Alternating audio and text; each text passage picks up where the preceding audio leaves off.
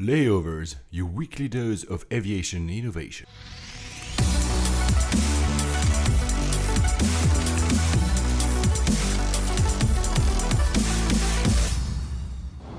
Hello ladies and gentlemen, welcome aboard from the flight deck. This is Paul Papadimitriou. Hello everybody, this is Alex Hunter.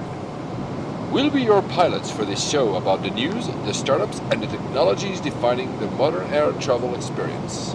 A flight time today? You know what? It's going to be about 45 minutes, but this was our favorite 45 minutes in the history of recording this podcast, and we hope you're going to feel the same way.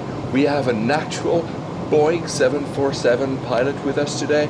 You'll see, Mark is so inspiring. We could have talked for hours, listen to us, and then buy his wonderful book.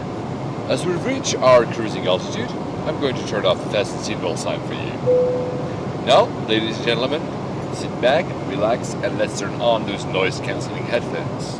Flight 40 to Heathrow. Yes, we're back at Heathrow. You know, guys, when I start this show, you always hear my voice pretending to be in a flight deck, which, of course, I'm not. But today, we have an actual pilot, someone who's actually in the flight deck. Hi, Mark. How are you? I'm good, thanks. Very happy to join you. Yeah, thanks so much for taking the time, Mark. This is very, very exciting. Can you tell us how to pronounce your last name? I'm really sorry to ask. No, I've heard that question a few times, as I'm sure you have as well.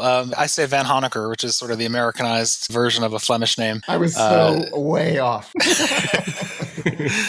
You've written a book. We're going to talk, obviously, about that book. We're recording today. It's Monday, May 9th, 2016. Your book was released quite some time ago, but the paperback was released, the US version last week. Is that correct? Yeah, that's right. It came out on May 3rd in the US, and it'll be out at the beginning of July in the UK. And other countries soon, translations as well. Yeah, there was earlier this year, it came out in Japan and Germany, and last week it came out in Italy. I haven't actually seen the Italian edition yet, but I look forward to holding it. To be honest, it's one of my favorite books. Obviously, we're two here, Alex and myself. We are airline geeks, so obviously we would say that. But at the same time, what I found really endearing about that book is that it's not only for pilots, it's not only for hardcore AV geeks, like we say nowadays, it could be for everyone. It's really the joy of flying. And it's something as a kid, although I ended up not being a pilot, I can totally feel this excitement of one day I will fly a 747, because you do fly 747s. That's right. Yeah, I fly the plane that I dreamed about flying when I was a kid. I fly the 747, the 400 now. That wasn't the one I dreamed about when I was a kid because it wasn't flying yet, but I'm flying the plane that changed the world, and I'm really happy to be up there.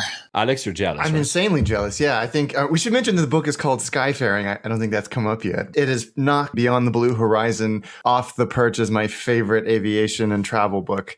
It's beautiful. What was the genesis of the book before we kind of talk about your story? Why did you go, yes, it's time for me to write a book? I'd always enjoyed writing. It was something I was doing as a kid, just diaries. And I had a lot of pen pals when I was growing up. And in some ways, writing and flying kind of went together even then. When I was sending letters to my pen pals in Australia and Japan, I was really conscious of the fact that those aerograms, they had an airplane on the front. They were feather light because a big, heavy 747 was going to fly them across the ocean.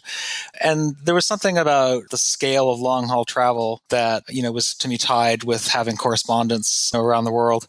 And then as I got older, I spent a few summers in high school abroad on homestay programs where you go and live with a family for a few months. And I did 2 or 3 of those in high school. And it's kind of funny to admit now that what most excited me about those trips was the plane trip that would take me there rather than necessarily what I would experience when I landed. And I was keeping diaries then too. And I found that the time in the window seat was a really good place to make notes about what I was looking forward to or what I'd seen. And then I became a pilot after 2 other sort of brief careers. But I kept writing, and maybe 5 or 6 years ago, I started writing for publications. And I didn't really write that much about flying. I kind of tried to avoid writing about flying, actually, just to see if I could do it without relying on the really amazing material that, anyone who loves flying would be interested in. But a few years ago, I wrote an article about globes and what had happened to office globes. If you watch Mad Men or something, you see a globe in the office and a globe in the living room at home. So I wrote an article about what happened to those, and an agent in London saw that, and she said, "Do you want to write a book about globes?" And I said, "Well, I'm kind of done with globes." I did a lot of research for the article, and I'd often thought about writing a book about flying, and she said, "Oh, you're a pilot," and so that was where the idea for the book came from, and then I talked with her a little bit more about it, and then slowly it came into shape over the last few years. Fantastic. So you're based in London because you fly for BA, but you're originally from the US. Am I correct? Yeah, well, it's actually a little more complicated than that. I actually live in New York now. Oh, wow. Oh, wow. So I'm still based at Heathrow, but of course we can live wherever we like. There are pilots who live in South Africa and Australia. Quite a few live in France or Spain. I did live in London for, I guess, 12 years, but a couple of years ago, I moved out to New York. I'm very jealous now. Twice, 747 and New York. Well, it's a great city. I mean, in many ways, New York and London are growing closer and closer, as I'm sure you know, when you fly between them. Yeah, I just did that actually. Yes. I mean, not with you, sorry. Yeah. No, it's fine. I mean, one of the things you kind of notice is the sort of general demeanor of the passengers that you fly, especially, of course, the ones on the upper deck, which are the ones that we see most directly during boarding. And if you fly to a place like Cape Town, a lot of people are going on a honeymoon, they're going on a once-in-a-lifetime holiday, and there's a very festive atmosphere on board. And of course, the flights from New York to London, a lot of the business travelers are doing it every week. For them, it's like getting on a bus.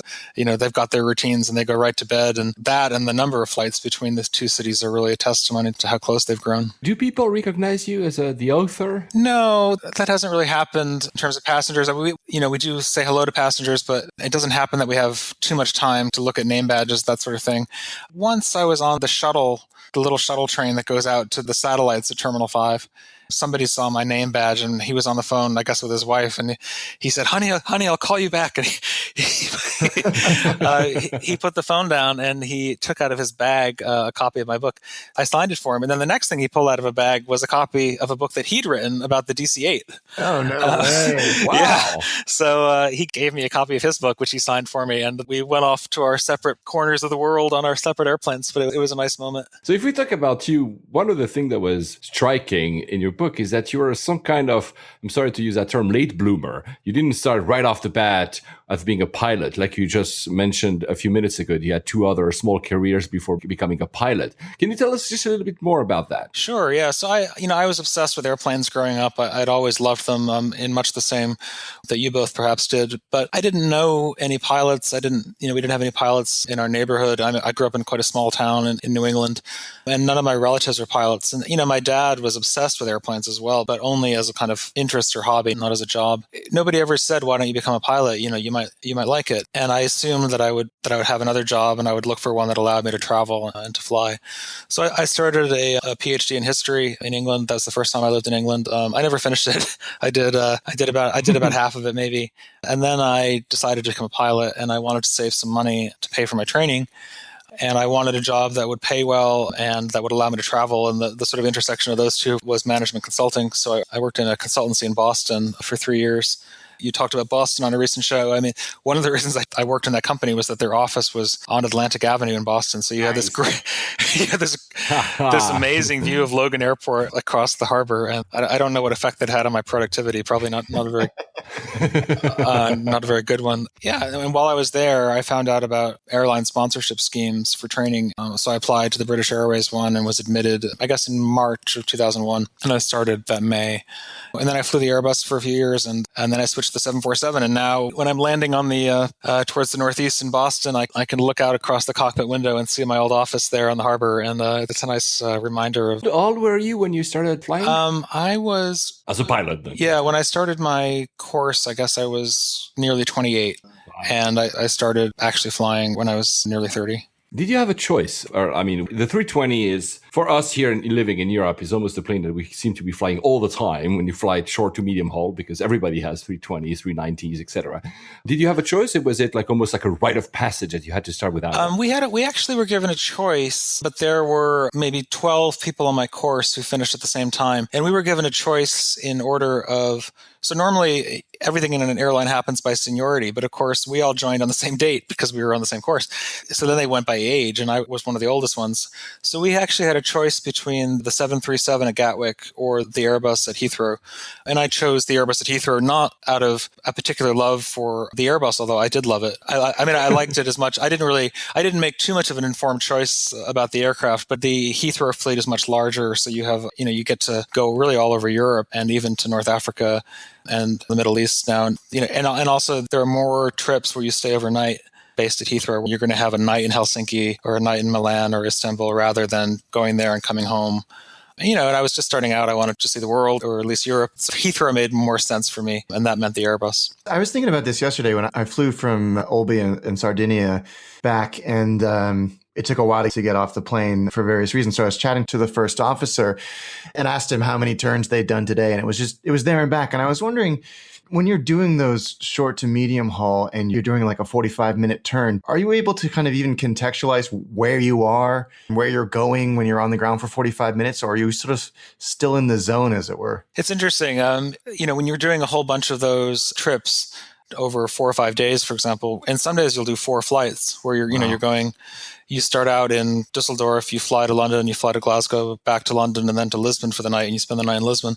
In those airports where you haven't spent the night or you're not about to spend the night, there is a kind of sense in which, you're there in a quite curious and limited way, really. But there are places, there are 2 cities I think I mentioned in the book where I've been to them many, many times on an airplane, but never left the airport. 2 that stick in my mind are Moscow and Tripoli. For me, because I was always so attracted to long haul flying, the fact that you could actually go to Africa and back in the day was just, it blew my mind. In those days, we'd fly to Tripoli. It's a 3 hours and 45-minute flight maybe. And we'd land there and spend an hour on the ground and then come back. I'm not going to say Tripoli is a city I know or that I know anything about really aside from the airport, but simply to know what it looks like to come to that place from the sky, to cross the Mediterranean and land and, to see the sort of coastline of Africa in the distance and then descend and land there and to just walk around and be outside. I would always volunteer to do the walk around there just to sort of breathe the air of Libya for a few hours.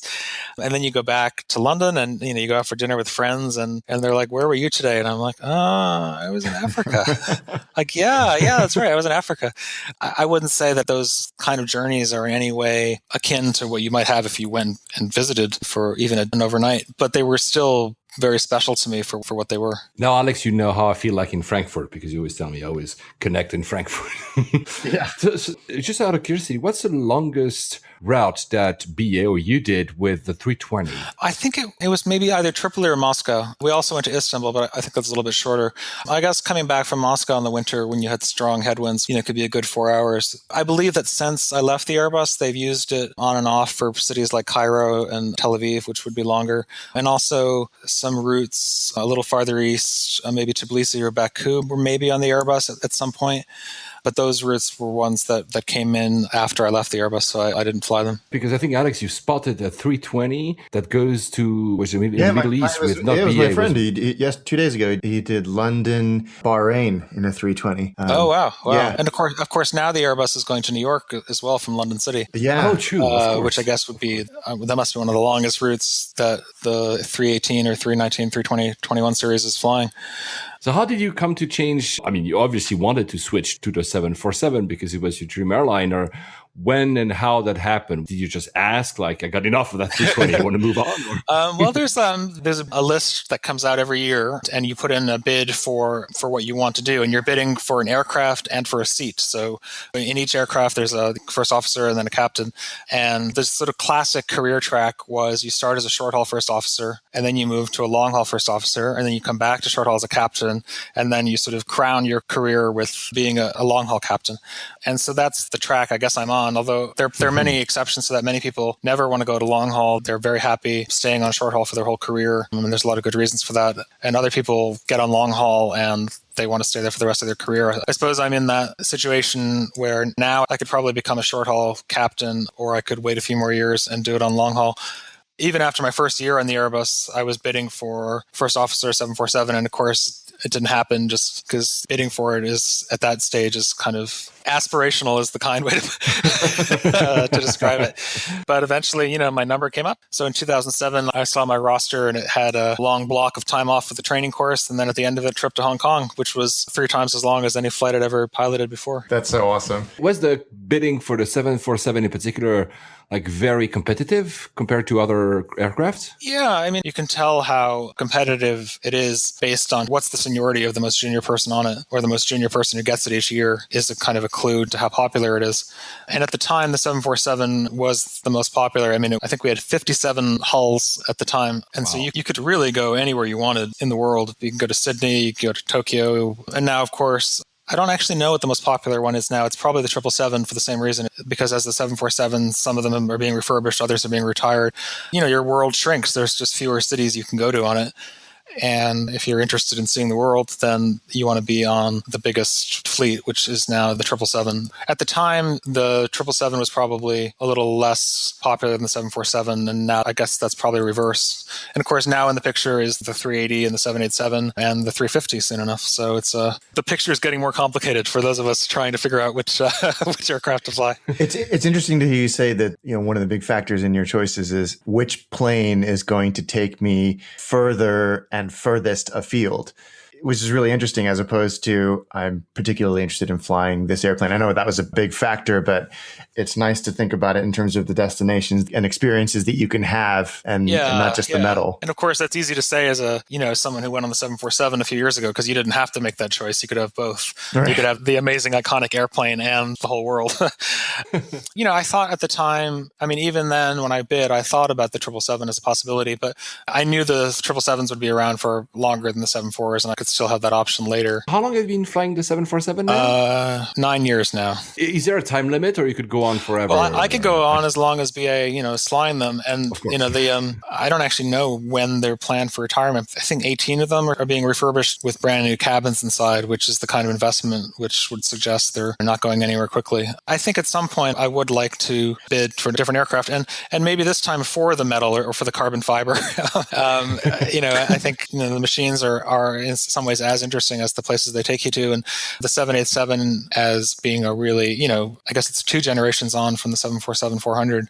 It would just be interesting to see what they've done. As a passenger, I just flew it for the first time a few days ago. And it's a breathtaking airplane, honestly. It's to the point that I would look it up and say, can I actually fly it? A friend of mine flies a lot from Charles de Gaulle to Narita, or Haneda, sorry. He used to always fly with Air France, thus the 380, and he now switched to ANA just because he can fly the 787. So that tells you something. It's an attractive airplane. I've been on it a few times as a passenger, and there's some technical differences which sound small, but they make you feel a lot better. The cabin altitude is much lower on it, so that it's pressurized to a higher level. There's also more humidity on it. I don't remember the exact numbers, but the humidity is more natural. It's closer to what you'd find on Earth than on a typical airliner. And when I've flown it, I guess I flew it from Newark to London the first time as a passenger, I kind of got off the plane and I thought, wow, I don't feel like I had a night at home. I feel like I only slept for 5 hours, but I don't feel like I slept 5 hours on an airplane. Absolutely. You just stop rubbing this in, because I have yet to experience this airplane, and I'm, Paul's enjoying torturing me with it. But all three of us are obviously huge fans of the 747, and there's something so reassuring and comforting about being on a 747, at least for me. And I think you're talking to Paul and a few other people that experience this as well. They're not the newest planes in the sky, the 400s. Why do you think that is? What is it about that airplane that's just, is it the heritage? Is it the provenance? Do you know what I'm talking about? Yeah, I do. It is an icon, and I don't know why that is. It's kind of become a shorthand for a worldview. It was the first sort of wide body airliner, and it opened up travel. It opened up the world to the sort of the global middle class in a way that really changed how we perceive the planet. And so it is just this shorthand. It comes up in songs. Joni Mitchell sings about it, and she doesn't say the Boeing 747. She doesn't say the airplane called the 747. She just says the numbers, and everyone knows both the plane and the idea that she wants to get across. And you see that in all sorts of contexts. And I think a lot of it is also how it looks. I think it's just a beautiful plane. We talk a lot about which planes are good looking. It's something we talk about in the cockpit. If you describe the 747 to somebody and you said, well, we're going to have this wide, long plane, we're going to put a big bump in the front, it wouldn't sound good, but it looks good. And I often wonder if that's because it sort of mimics the shape of a bird in some ways. If you think of a swan or, any sort of great bird, there's that bump for the head. And I wonder if there's a suggestion of the natural form there that sort of appeals to us almost subconsciously, if not even genetically. And, the lead designer of the 747, this guy named Joseph Sutter, who wrote a book about it, which I highly recommend, he talks in the book about being obsessed with birds as a kid and watching them. And, if the birds he saw in the Pacific Northwest when he was 7 years old have somehow made it into what you see when you look out of the window at Heathrow, then that's a thought that's as lovely as the airplane, I think. Yeah, I really enjoyed the passage in the book where you talk about the construction workers on the taxiway of San Francisco kind of downing tools for a second as a 747 taxi by. I mean, this is not a new airplane. They would have seen hundreds and hundreds and hundreds of them, but something about it is just so evocative that it just gave them a moment to sort of reflect on how impressive it was. Yeah, I mean, I actually flew to San Diego for the first time at the beginning of April, and that's a route that the 747 has recently picked up from the 777. And San Diego is a very busy airport, but I'm not sure there's any other wide-body planes there. Maybe there are, but certainly there weren't any when I was there. And again, you just hear people say things on the radio when you're taxiing in. And it's 2016. The plane is essentially at least the basic shape is 50 years old. And I'm not going to ask you what you pilots say about the 380 design in the cockpit because. So I just flew with Thai Airways from Bangkok to Hong Kong with a 747-400. I was very lucky for the first time in my life. I was in the nose, down there. And I was giddy. I think I took like 200 pictures with my camera. The crew was looking at me, who's that guy? And there's something, the excitement that I've not seen anywhere else in any other plane. And I can tell you that it's not only us old timers in a way, we've seen that as kids. Even kids today, when you talk to them, there's something about the 747, which is why Alex and myself are rooting for that plane. And we're happy with every single new order of the 8i. We're like, yes, finally. It keeps on living for a little bit. Yeah, well, I've got a good friend who's from Vancouver, and she flies from Heathrow to Vancouver all the time. That route recently switched to the A380. She flew there on the A380 for the first time. And, she's been a big fan of the 747 for years and stuff. And she got to Vancouver and she's like, I know you don't want to hear this, Mark, but it was amazing. She was telling me, she's like, it's so quiet and the bathroom is as big as my bedroom at home. And she was sort of raving about the A380. So I said, it's true that the quietness, I mean, I could feel, which for me, probably as an AV geek was so much fun. I could feel when the gear was put in, I could actually feel all the mechanics just under me happening. Whereas obviously when you are on the A380, everything is so quiet. Are we actually taking off? Oh yeah, we're off the ground. But still, it's not the same. Maybe I'm just an old timer, an old fart. Yeah, well, I mean, I've thought about going to the A380, and in terms of the cities it goes to, at least with British Airways, obviously it's not going to go to that many cities at once. I think we've got Johannesburg, Singapore, Hong Kong, Los Angeles, Vancouver now. But the fact is, those are my 5 favorite cities. So it's tempting. It's gone for quality in terms of destinations of maybe not having as many as some other aircraft. Question that we are asked all the time. How do you cope with jet lag? And do you? Well, it's a question, we hear a lot. I mean, there's sort of 2 ways to answer. I mean, in one sense, we don't actually cope with jet lag because we don't have to. When you go to Hong Kong for business, and, you land at, 5 or 6 p.m. and, the next morning you've got to go to work. But I don't have to go to work. Yeah. I can sleep for as long as I like. So I can, I'll be sort of working back from when we depart 2 days later or whatever to try to plan my sleep. Jet lag matters to business travelers because they've got to go to work, and it matters to tourists because they want to get out and see the sights. But we have this kind of curious relationship to the cities where our work is done once we get there. There's no requirement for me to try to get onto local time. Having said that, I do try to get onto local time, but some of my colleagues don't. Like, they will stay on UK time in Singapore or Hong Kong, even if that means having a nearly reverse schedule. Do you sleep when you are between flights and not at home, obviously? Do you sleep next to an airport on purpose to watch other planes, or do you want some quiet time? Well, when I'm away for work, our hotels tend to be in city centers. It's a big quality of life thing to be able to be in the center of a city where you can get out and do things, to have a range of restaurants and parks and stuff and a metro nearby that you can use. Yeah, I don't tend to necessarily spend that much time at airport hotels. But, occasionally I'm in a city where there is really, really good plane spotting. So in Singapore, there's a beach park that actually I wrote about for the New York Times where you can go go and have a really, really long bike ride, and you look on the left, there's white sand and palm trees and sparkling water, and you look on the right, and there's an A380 descending to Changi Airport. So for me, it's a great combination of the two. And in Los Angeles as well, there's a bike path along the beach that allows you really good views of the planes taking off. I'm not averse to combining the sight of airplanes with some other pleasures. I mean, more importantly, at LAX, there's In-N-Out Burger. Exactly. Yes. I mentioned that In-N-Out Burger in that New York Times article, which is kind of about my favorite places to watch airplanes. And those burgers and the landing planes are for a certain subset of the population, which includes the three of us. It's as good as it gets, probably. When I die and eventually go to heaven, it'll be pretty much that. Yeah, I'll see you there. The Bayshore Path in San Francisco is great for that as well. Jet lag was a really interesting question, but you've also coined this term as well that beautifully encapsulates a feeling that we've all experienced but never really been able to describe. You call it place lag. Oh yeah. So can you kind of explain to us what it is and how you came up with the term? Yeah, I mean I was kind of thinking about the scale of journeys we make, especially on a long haul airliner, and how long those journeys would have taken. I mean, for most of human history, they wouldn't have been possible at all. And until very recently, they would have taken weeks or months at sea or over land. Now we can travel to pretty much anywhere in the world in 24 hours, if not less. And I was kind of wondering what that does to our sense of place. And I grew up, as I said, in a small town in western Massachusetts. And, there's not mountains there, but there's big hills, certainly, up to maybe 1,000 meters. And I feel like it's part of my brainscape that at the end of every little road, there's going to be a green hill.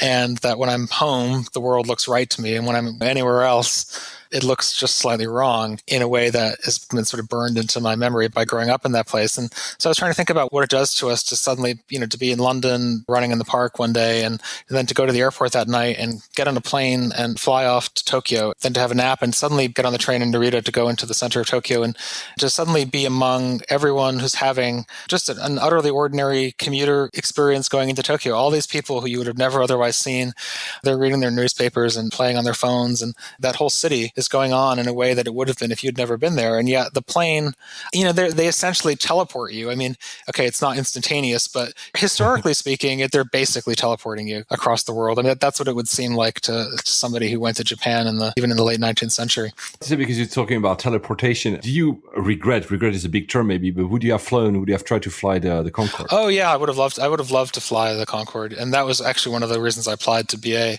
was the 747 fleet and the Concorde. I figured you couldn't really go wrong with those two options at some point in your career. And that, of course, highlighted even more the way in which we can travel now just across the ocean at that speed. And so place lag, I guess, was the best term I could come up with for that sense of disconnect that you feel in your first few days in a city where you kind of notice everything. Like you notice like the font on the street signs and the smells and the light and the sound of the language and all the stuff you stop noticing once you've been in a place for a couple of weeks. And I don't know if there's like a neurological basis for it. I mean, there's certainly a biological basis to jet lag, which makes the analogy kind of fun. I don't know if there's lots of nice studies about how people have maps of their personal geography in their brain. There's great studies about the taxi drivers in London, how they have different parts of their brains are shaped differently or have grown differently, different neural networks based on the kind of training they've had to go through. And I don't know what it does to your brain when you suddenly land in Bangkok after seeing nothing but New England for, the previous years of your life or whatever. It's certainly a fun idea to play with. And one thing I like about it in particular is you can't overcome jet lag. You just basically have to wait it out. You can exercise. You can manage the symptoms essentially, but you basically have to wait it out. And I feel it's very much the same for that sort of eye-opening experience of having your geography, your surroundings transformed. I mean, in a way, it's amazing we can cope with it at all. I mean, you could imagine that jet lag would be debilitating in some more fundamental way, and yet it's not surprising it takes us a day to get over it or a week to get over it. And similarly for everything that makes up a place, like the smells, the sounds, the sights, the words, the food, the insects, like the sidewalks, the kinds of cars, the way people drive, the way people walk, like all of that is changed in an instant. And it's a way of being aware of the wonder of travel and therefore of the wonder of airplanes. I used to live in Tokyo, and I would commute between Europe and Japan. And the one thing I really loved about jet lag is that you get to experience sometimes, you wake up in the middle of the night, and experiencing a city in the middle of the night, or a city like Tokyo especially, is absolutely mind-blowing. There are good perks to having some kind of jet lag. Yeah. That's. I mean, I've often had that experience in Japan of waking up in the city when nobody else is there, and of course there are some routes, especially to India, where we arrive in the city in the middle of the night, where you land at sort of two in the morning or 1 a.m, and that's quite an odd kind of combination of jet lag and place lag as well, where you land in Delhi and you drive into town, and it's 1 or 2 a.m, but it's not that late for you. You're on UK time, so it's it's 9 or something, and then you go to sleep in the hotel. When you wake up, it's mid-afternoon in Delhi, and you walk out, and the day is already hot, and you realize so much of the day has already passed. It's kind of a wonder of living on a round planet. Yeah. There was one article you wrote in May last year in the New York Times that was wonderful. Not only wonderful, your writing was wonderful. The way the New York Times actually put it was also wonderful. They had some kind of animation in the background. And there's a sentence that really that triggered so much memories. When we saw Tokyo from so far away, we saw it from the other side of the world through fog and cloud and the skies of many countries. We saw it from London. We saw it from another day. You nailed it in that sentence. It's exactly what it feels to be traveling long haul. Of course, we are not in the front, so we don't see what you guys see in the front, but still, it's absolutely perfect. That article is magnificent. So thanks. It was a lot of fun. It was a lot of fun to work on it with the people who designed the graphics, and the text is actually, I mean, some of it's from the book, but some of it is new. And, the book is sort of nominally about a flight from London to Tokyo. I mean, it starts with the departure from London, but it doesn't really come back to Tokyo until the end. Whereas that article, it was kind of nice to shape it more directly around that flight. And Japan's been a really important place to me. I spent a summer there in high school and another one in college. And then when I worked in the business world, I went back there as a business person. So to go back as a pilot was a nice bookend to that. And then, in fact, this year when the book was published there, I got a chance to go again. Yeah, nice. It was great. So I had 3 or 4 days of interviews there. And, Japan is one of these countries that historically has been very interested in the experience of outsiders in Japan. For me to have written about Japan from the US or from the UK, and then to be invited there it was very special for me. It was a really nice experience. Usually, as a pilot, you land at Narita. Have you landed ever at Haneda? No, I haven't. But I've heard it's fun. You're much closer to the sights of Tokyo. I've heard you can even see Mount Fuji on some approaches. I don't know. Have you either of you had that experience? Or? Yeah, and on some departures as well, you can be fortunate enough to see it. That sounds great. I'd love to. And actually, Tokyo is one of the few places where we don't actually stay in the city because the distance from Narita to the center is too far. But I do believe that the crews who fly to Haneda, they stay in Yokohama or in Tokyo itself, and so they're much closer to all the sites in Japan. Yeah, so I want to go back to the flying bit. Planes are engineered to be identical in function and performance, but I suppose, and I may be wrong here, that over the life of a 747, each one might develop its own little personality or quirks. So I'm wondering, how often do you get on a plane and sit down and go, oh yeah, I remember this one? I mean, I guess how often do you fly the same plane? Those are both really good questions and things I wouldn't have known before I started flying. We're starting to fly the same 747 more and more now because there's fewer of them. So we come back to the same ones again and again. In terms of how they feel, they don't feel different. They basically feel the same. I would not be able to tell you that one felt different from another. That's a regulatory almost requirement that, that they're maintained in a way that they all feel the same, so that when you get in, you can fly any one of them without them having quirks you wouldn't know about, if you see what I mean. One difference is the weight of the plane. That's a really big difference, both between the flights that you might make and also during a flight. So if you fly from Washington to Heathrow on a 747, that plane has about a third as much fuel as it would have coming from Singapore to London. It might weigh 300 tons leaving Washington. Leaving Singapore, it might weigh nearly 400. And so the plane does feel differently in that sense. And of course, the planes lose a huge amount of weight as they fly because the fuel is being burned off. When a plane lands from Singapore, it might weigh, having weighed 390 tons at takeoff, it might weigh 250 at landing. And that difference is something you can definitely feel in the controls. But of course, every plane, every 747 at 250 tons is going to feel like any other. I've seen on the website, skyfaring.com, Yeah, is it? I've seen that you have added a gallery and mostly pictures taken by you or by some of your readers from the window seats. Yeah, that's right. Yeah. Do you take pictures sometimes yourself from the flight deck to see what's in front of you? No, not really. I mean, if I'm on a trip that has 3 or 4 pilots, if I'm on my break and I see something out the window before I go, I might lean out one of the side windows and take a picture. On flights from London to the west coast of the U.S., just the way the timing works out, you're often having the first changeover of brakes as you come across the east coast of Greenland. In fact, it's almost so reliable that seeing Greenland, you could say, "Oh, it must be time for my break," which is something that people really love to take pictures of. So, after I get out of my seat before I go to the bunk, I might get my camera out. In the book, I do invite people to send in their photos from the window seat. Yeah, exactly. I love the photos that people send. It's really interesting to see what catches people's eye. I mean, of course, even though I've traveled a lot as a passenger and a pilot, and some of the pictures in there are my own photos from the window seat, even a small number of readers will have been to many more places than I've been to. And so I see photos of things I've never seen before that I'll probably never see in my life that people have taken, both things on the ground as well as sort of atmospheric phenomena or sunsets or clouds or photos from aircraft that I won't fly because they're not flying anymore. It's been a really nice way to engage with readers. And if any listeners have photos, then please send them along. The other nice thing that happens is nobody sends just a photo by itself. Like there's always a story. It's like, this is when I emigrated to Buenos Aires in 1990, to Argentina, and I flew to Buenos Aires from Madrid. And as we were landing, I saw the river, and it was the first time I saw Buenos Aires. And my wife was waiting for me when I landed. And there's like a sort of human dimension to the photos, which is nice. It's nice for me to read it. Mark, I'm going to send you about 10,000 pictures in the next hour. That's good. Paul is a very good photographer. I'd love to see them. Do you have I know it's a bit of a silly question, but do you have any kind of lucky charm or something you take with you on the flight deck when you fly? No, I don't have anything. Like a charm. I mean, my flight bag does have some things in it which are have a sort of nostalgic value, I suppose. In my wallet, I guess I have a set of subway, metro cards for various cities around the world. And, some of them are for cities the 747 doesn't fly to anymore. And the logical thing to do would be to get rid of them. But I have a sort of nostalgic attachment to them. I do always carry at all times my Suica card, so the card for the Tokyo Metro system. Yeah, and sometimes I think, is there a Pasmo card as well? Is it there to the other? Mm-hmm. Yes, yeah, correct. Whichever one I had was the wrong one for the last time I went, or maybe it had expired because I hadn't used it in a year or something. But I've still got it. So one question, because it's a mystery for so many people.